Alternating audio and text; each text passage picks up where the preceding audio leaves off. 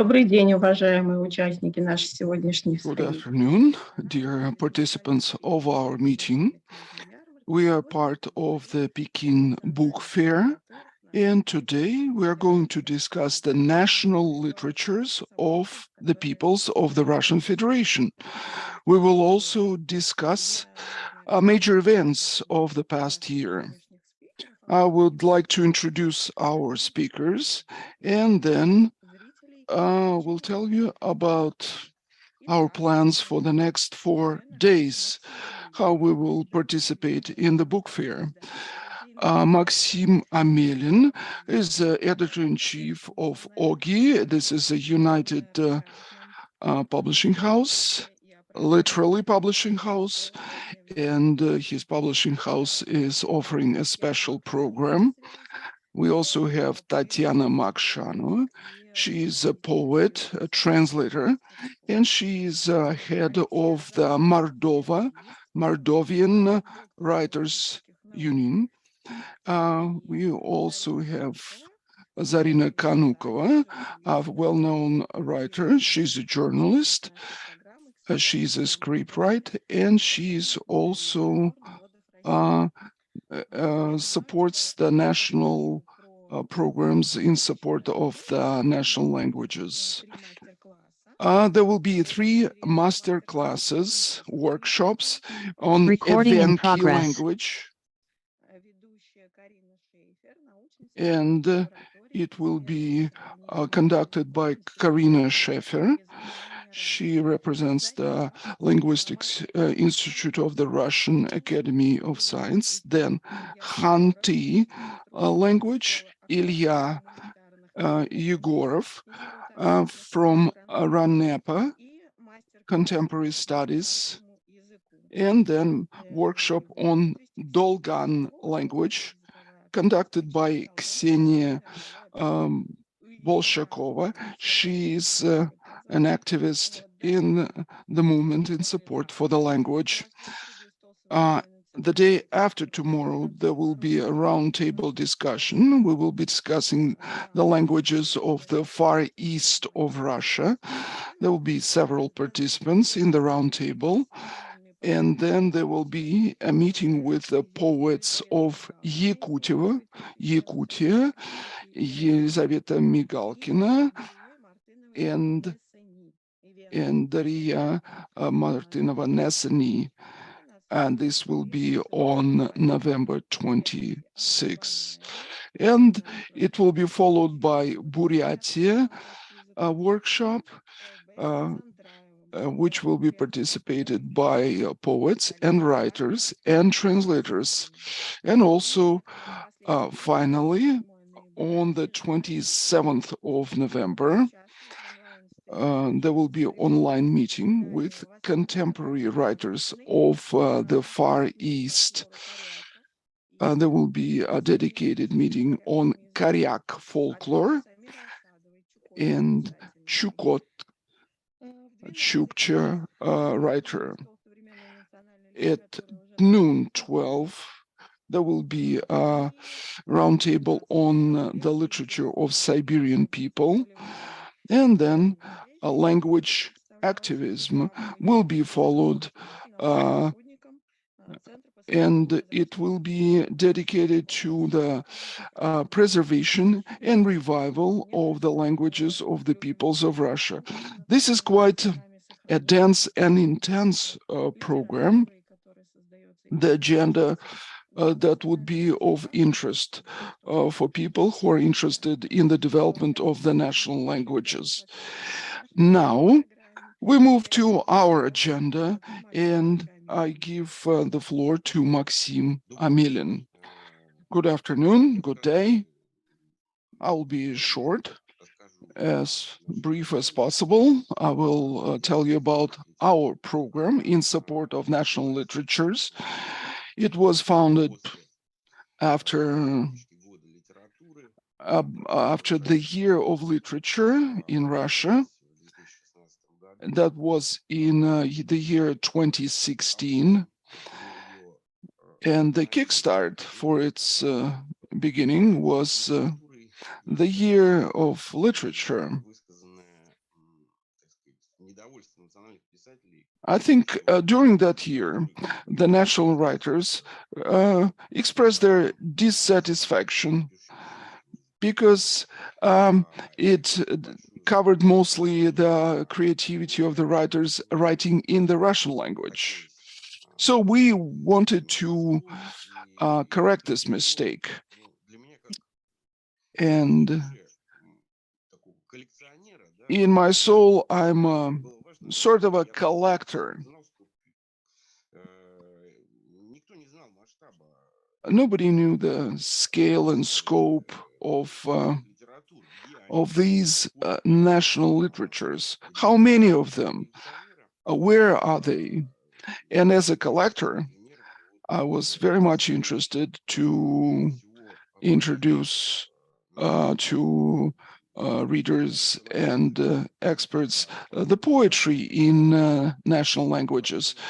There was an attempt to collect a volume with poetic texts with parallel translations into the Russian language. So this is how it all started. It turned out later that the languages that are used for writing literature, these are literally languages, not just languages for communications, but literal languages.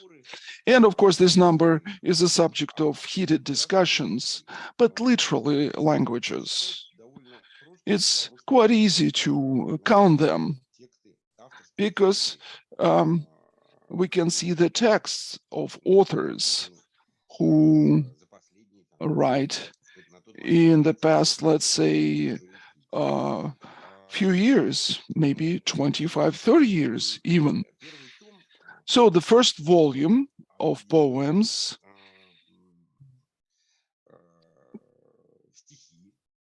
combined and united the poetry of poets writing in 57 languages. This first volume was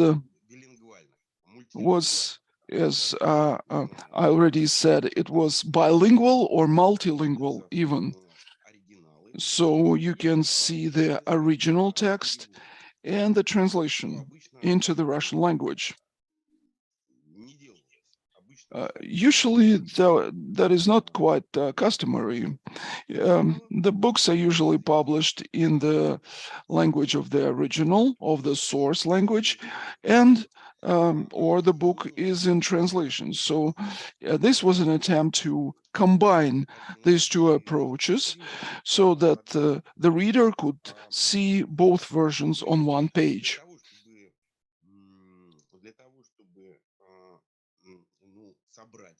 In order to collect all these poetic pieces, the country is huge, enormous in size.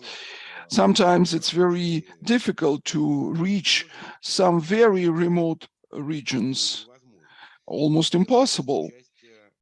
And that was impossible without a certain setup, without organization.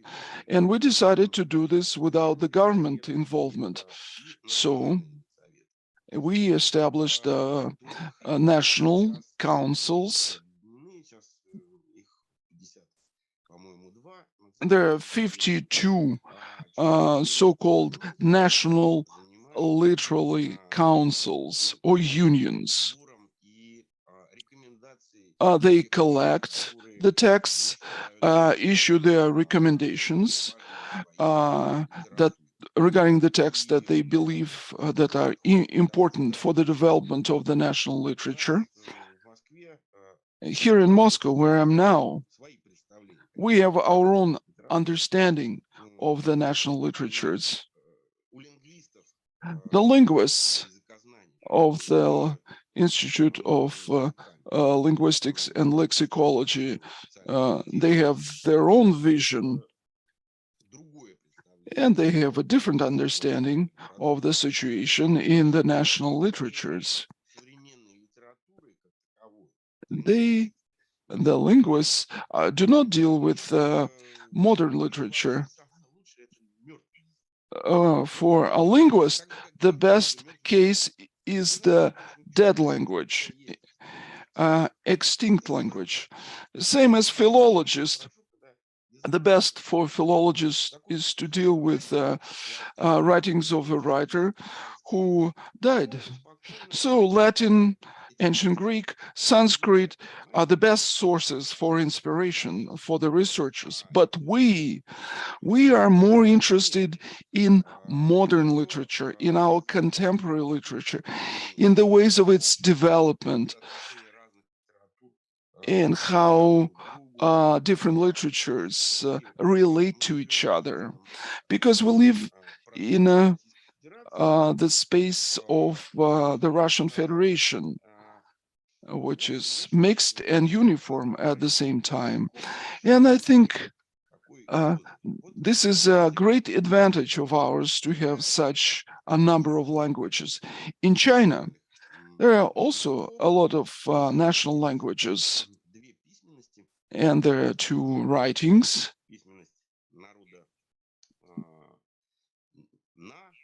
There is a writing of people Na and Mu, the people of Na, or you can call them I. They're also called this way. It is quite widespread, and the books and newspapers are being published, and there are a lot of poets writing using this language. This is Sichuan province. This is kind of a Caucasus region in China. We can draw a parallel between the Caucasus region in Russia and the Sichuan region in Sichuan. So it uses hieroglyphs, but it's not Hansi writing. So there is a variety of regions in this. And Chinese language, of course, is a graphic language, and a sign has a certain meaning, certain sense. So if a person writes in a dialect, or in addition to this other writing, then this person does not see these graphical signs, the graphical images. He or she doesn't see the phonetics, because everything fits the Hansi writing. So it is a different, more difficult for us situation. And of course, there is India with a great number of languages, not to mention the dialects. And the uniting force for the Indian languages, I would say is the English language. It is quite a particular, specific English language. And none of the Indian languages, Hindi or Bengali, is a uniting language. None of them is uniting. Only English has this function. So, and we have a language in Russia that is understandable from far east to the far west, from the far north to the far south. Everywhere, it's universal. During the 20th century, it lost almost of its dialects, and it has become a kind of a state or government language, universal language. Maybe the linguists will dwell on the reasons of such developments, but the result is as I describe it. Hence, it is most understandable. It is one of the world international global languages, and a lot of people use this language. We would like to clarify for our foreign viewers, we're talking about the Russian language right now. Yes. And the weakness of this language is that when the language loses its dialects, it becomes more difficult to write in this language. The language becomes too standardized, and it's very difficult to be creative because it's difficult to break the rules, the established rules. But when you break the rules, that creates the art of writing. So I will tell you more.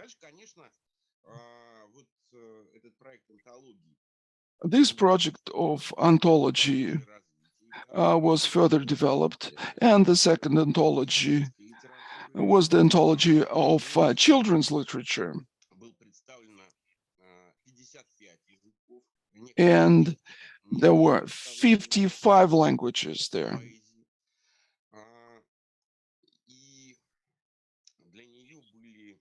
And for the children's anthology, we had special illustrations. There were national illustrators or artists who participated in creating this anthology. And there were national writers writing in 50 languages. And there was no multi-language situation in prose, because the prose would be easier to represent to the reader in translation form, in translation. And then there was an expansion in the direction of writing drama pieces, scripts, playwrights, because the national theaters need plays to be staged. There were 70 playwrights who are writing in 40 languages. Why the number of languages is going down from 57 to 40? Because the national theaters and the national scriptwriters rely on national theater. It's quite difficult to write a play without knowing that it will be staged sooner or later. So if there was no such phenomenon as the Globe Theatre in London at the end of 16th, 17th, early 17th century, we would not have the national literature. Yeah, and there will be not so many playwrights. I think Zarina will tell us more about the playwrights. Zarina Kanukova is a participant of this playwright effort. Of course, they want to rely on national theaters. They want their plays to be performed. And in the places where the theaters do not exist, unfortunately, there are no playwrights. And the fifth volume was the publicist notes. These were the text of various genres.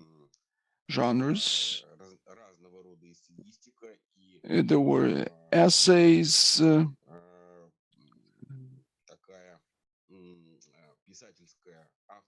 there was this was a peculiar type of writing. This text touched upon very complicated and maybe the issues and problems that do not make us comfortable. That's environmental issues, national identity matters, and things like this. Why these publications are different from the newspaper articles, from the journalist styles? First of all, this is the author's view of the situation.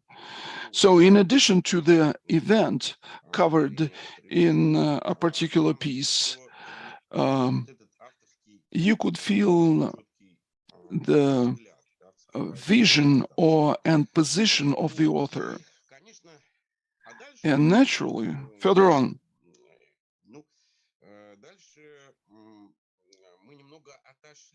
we moved away a little bit from our main line, and we are preparing the 6th volume now. And this will be the volume dedicated to the people's wisdom.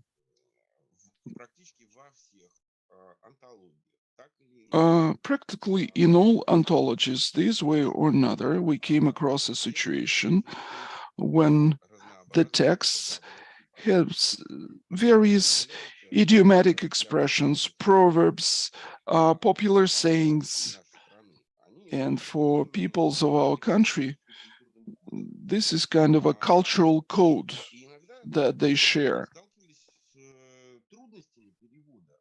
And then there were difficulties in translation of these proverbs and idioms.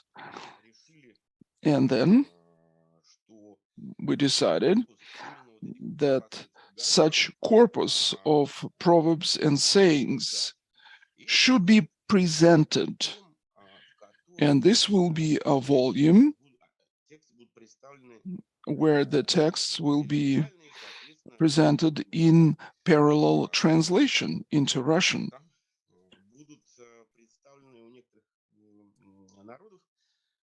For some people, for some languages, we know that they have dialects, and the dialects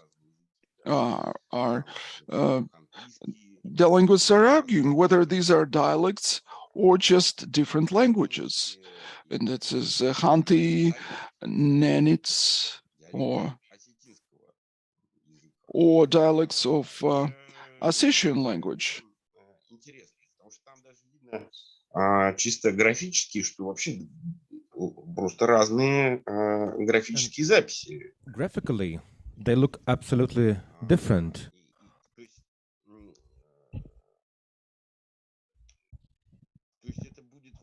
That is, this is what it's going to look like. When I was young, I had a book, Proverbs of Oriental Peoples. Actually, we had 2 books like this. A book by Braginsky, 1961, another one released in 1968 by Permyakov.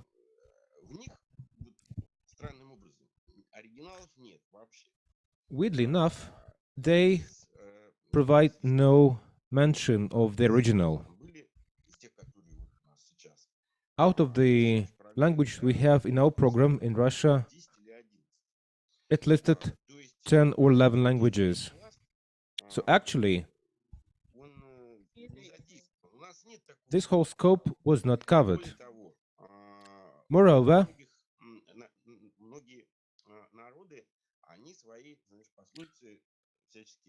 many peoples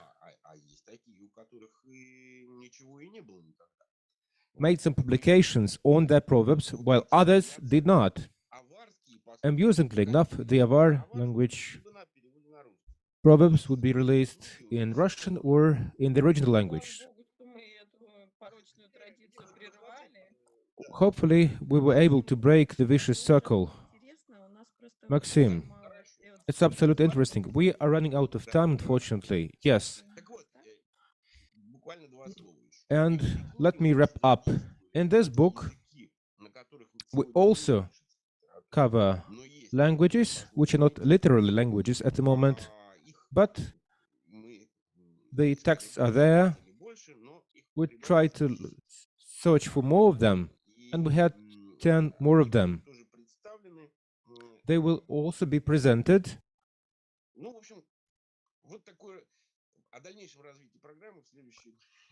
We will cover further developments in the next editions of our program. Thank you very much. Indeed, it was really interesting. We're looking forward to getting acquainted with this anthology because it's a great source of people's wisdom everyone refers to. I would like to give the floor to Tatyana Mokshanova.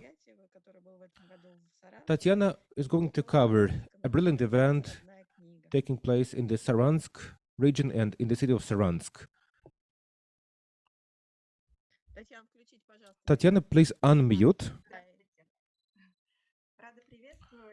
Hello, it's my pleasure to welcome all of you. This year,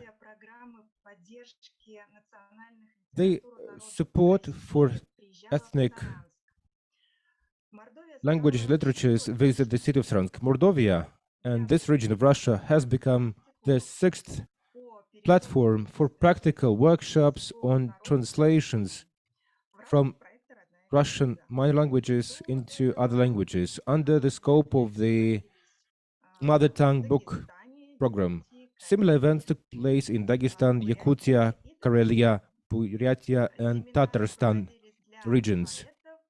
Workshops were designed for poets, writers, and translators. 5 volumes of multi-language anthologies were presented, as mentioned by Maksim Albertovich, by Mr. Amelin. By the way,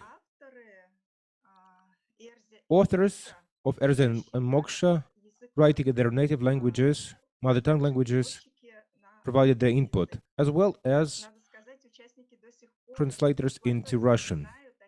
Frankly speaking, this event has a lasting positive impression of this meeting, an artistic event with the participation of poets and writers. I hope our guests liked the Stepan Dmitrievich Erzya Museum of Fine Arts.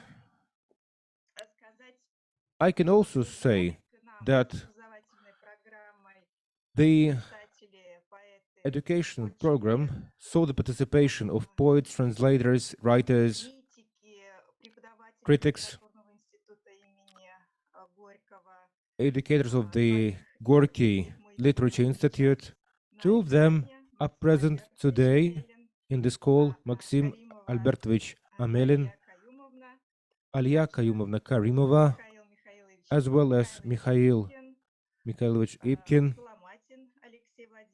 Alexey Vladimirovich Solomatin, Nikolai Vladimировna Vasilyevna, Vera Grigorievna Mendeleeva, and of course, Dmitry Solomonovich Itskovich, the head of the editorial project Modern Literatures of Russia's Peoples.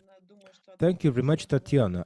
I believe that I shall thank you on behalf of everyone for the warm welcome and warm greetings. I hope our meetings of this kind will continue. And most importantly, what happens at this event, these are practical workshops. This is a place for writers and translators to socialize. I hope they will find this event very useful. Having said that, I would like to give the floor to Alexey Arzamazov. Alexey, the floor is yours. Colleagues, good afternoon.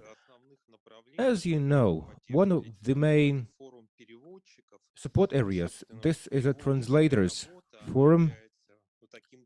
The work of translators is the centerpiece of the whole program. That's the core of it. Building anthology and other events, roundtables, and other events. Normally, at their basis, we see translation and the work of translators.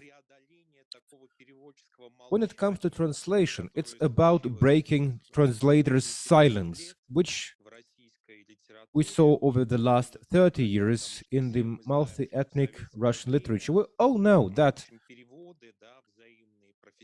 during the Soviet times, independent professional translations from ethnic languages into Russian and cross-language translations, this has been regular practice. Everyone was accustomed to. After the collapse of the Soviet Union, this kind of communication, which is very important for translators, these ties broke off. Therefore, this break needs to be overcome. There needs to be a way to change the situation. And this is indeed very important experience. This is a step closer to what we saw during the Soviet times. I would like to briefly focus on the three key pillars of this event. First and foremost, it's a very important communication platform because in translation, in the first place, is a literature-related intellectual process, but it also involves offline communication of various speakers, native speakers of various languages. It combines both technical, practical, and theoretical expertise as to what, how, and when is supposed to be translated, how this is to be presented to a wider audience. This is a very relevant bunch of topics which can be discussed, which can be understood thoroughly. Quite importantly, these forums of translators show this continuity of generations. Not only the young translators and writers representing ethnic literature are presented, but we also make a reference to the classics of the Russian literature. This is a way for one generation to look at another generation, which involves interesting professional cooperation. This is about adopting this enormous experience accumulated over the years. We always focus on very important tasks to be performed at such translators forums. In the first place, this is translation from Russian into ethnic language, minor languages. It's a very involving process. One translated pieces by Velmir Khlebnikov.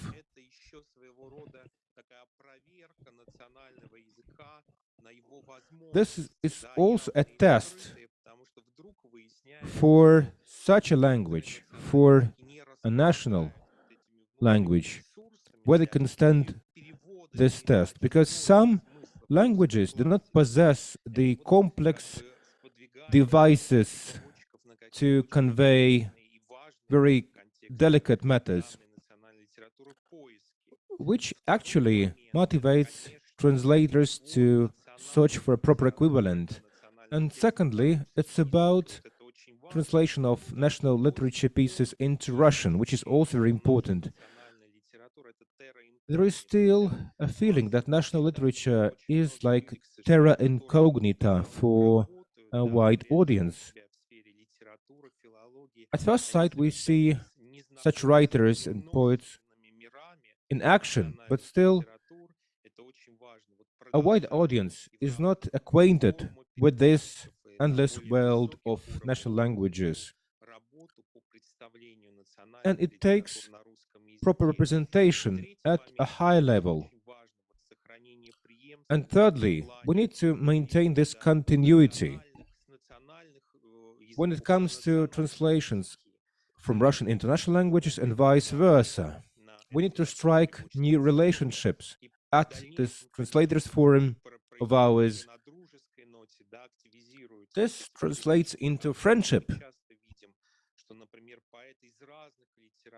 We often see that poets writing in absolutely unrelated languages, they translate each other's pieces. As we work in Tatarstan, I can see that This is a way to establish very strong personal ties which reach inter-regional ties, like those between the Republic of Tatarstan and Yakutia regions. The Kazan Utlare magazine fully unveils its space for authors from Yakutia, and it works both ways. So such forums unite people representing various generations, various mother tongues, various literatures. This is indeed a very sought-after event. It's a very right thing to do, but hopefully, despite the challenging situations and circumstances, we'll have a way to further meet and discuss the theory practice of translation. Thank you. Абсолютно согласна, подписываюсь под каждым словом. И вот новый наш последний пока по времени форум переводчиков, который прошел в этом году в сентябре в Переделкино.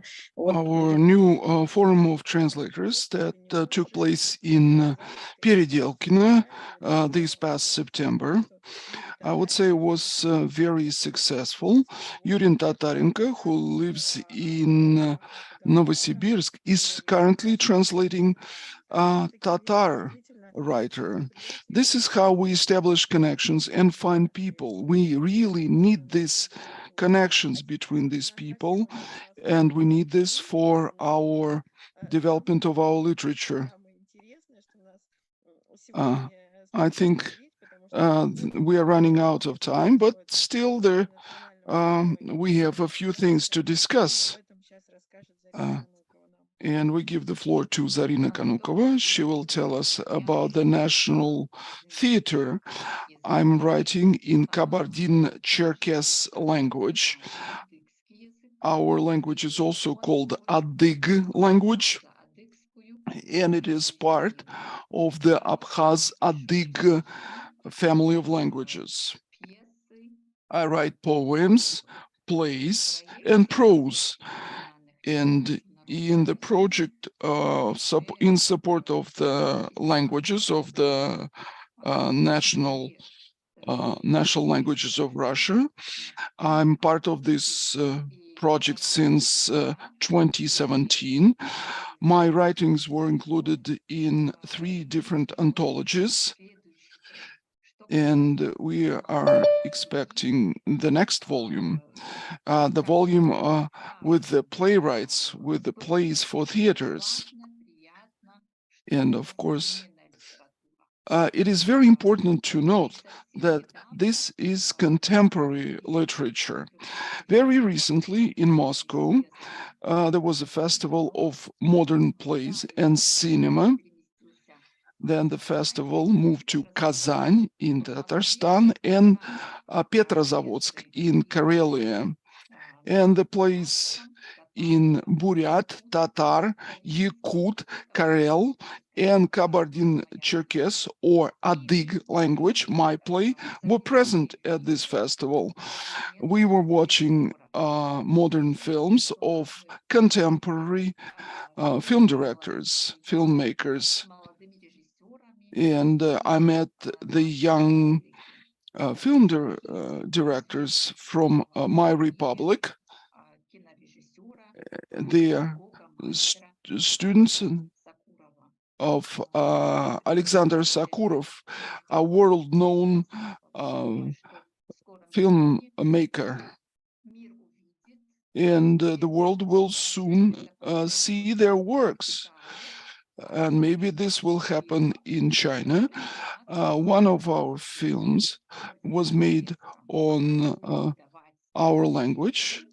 I will not tell you whose film is this, but it would be interesting for you to watch it, and it's a great pleasure for me to participate in this project.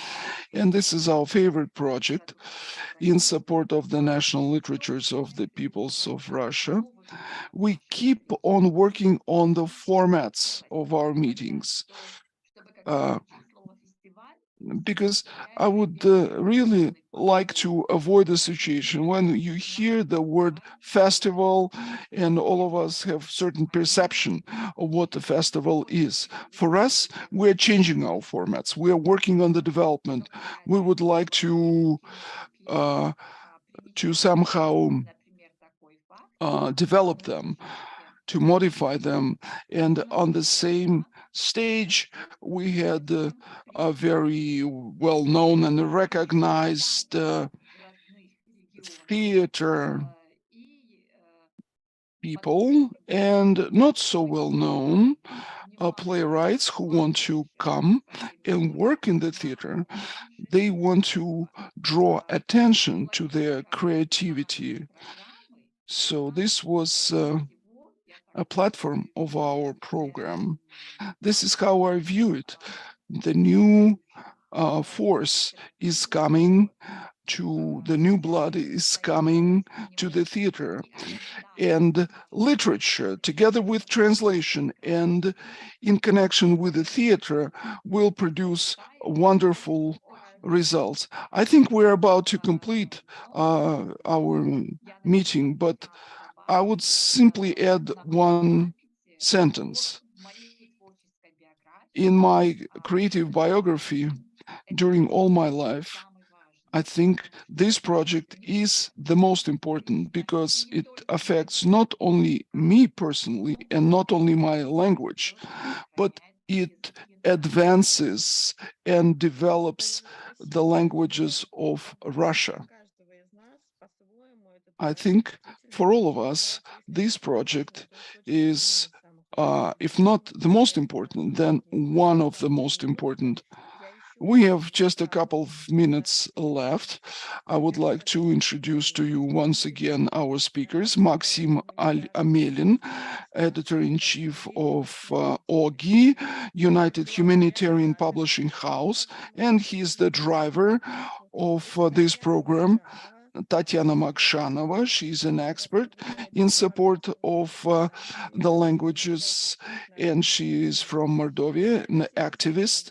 Alexey Arzamazov, he's an Udmurt poet, PhD in philology, and very active participant of all events and festival.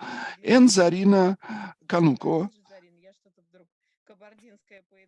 She is from Kabardian. She is a poet, a playwright, and journalist, very well known in her republic and in Russia. I'm Alyona Karimova, and I'm work for the program in support of literatures, and I'm in charge of the translator center of the Republic of Tatarstan.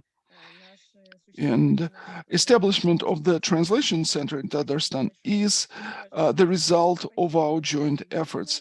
Thank you, dear speakers, and see you next. See you soon. Thank you for your attention. Goodbye.